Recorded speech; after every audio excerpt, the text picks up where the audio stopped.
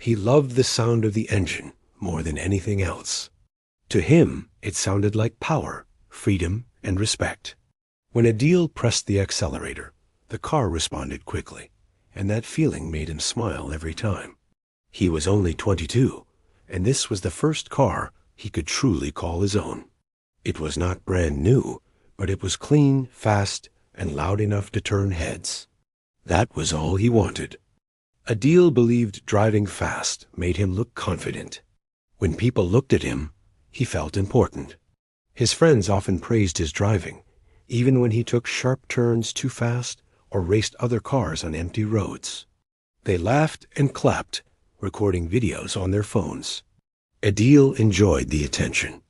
He told himself he was skilled, that accidents happened only to careless or unlucky people, not to someone like him. One evening, he picked up his friends after college. The sky was turning orange, and the city lights were starting to glow. Traffic was light, and the road ahead looked long and open. One of his friends joked, asking him to show what the car could really do. Another pulled out his phone, ready to record. Adil smiled and tightened his grip on the steering wheel. He pushed the pedal harder. The car moved faster, the engine roared, and the wind rushed through the open windows. His friends shouted with excitement.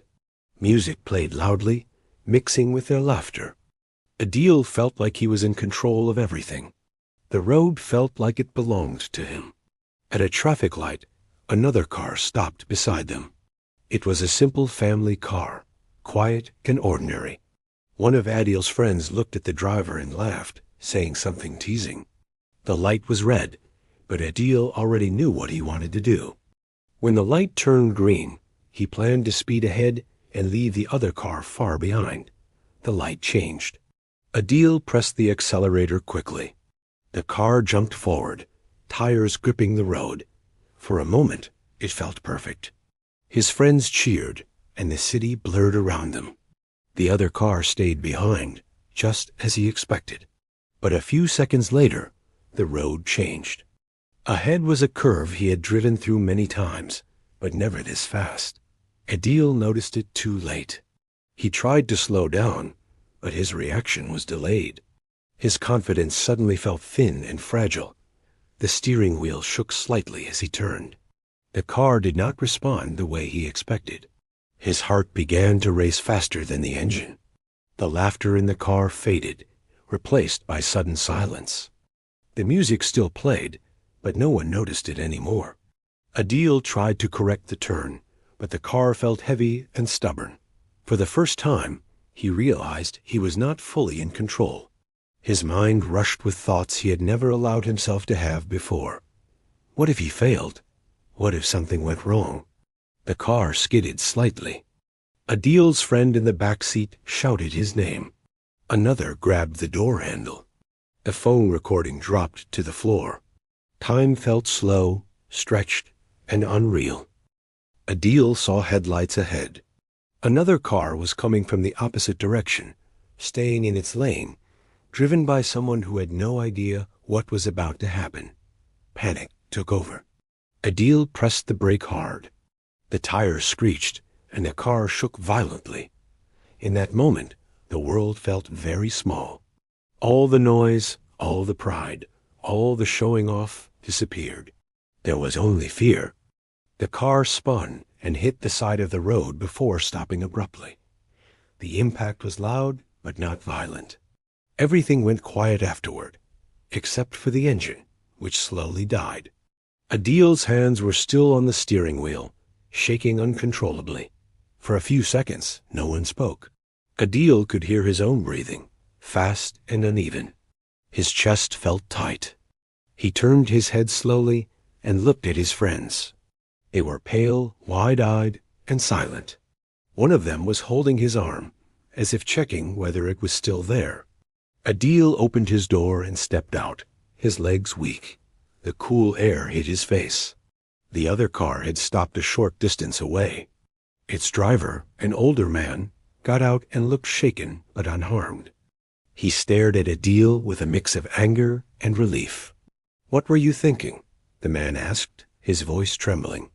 Adil wanted to answer, but no words came out. He looked at the damaged side of his car, the marks on the road, and the small crowd beginning to gather. Reality was standing right in front of him, and it was heavier than he ever imagined. Police arrived soon after. They asked questions, checked licenses, and wrote notes. Adil answered quietly, his earlier confidence completely gone. His friends stood nearby, silent and ashamed. No one laughed. No one filmed anything.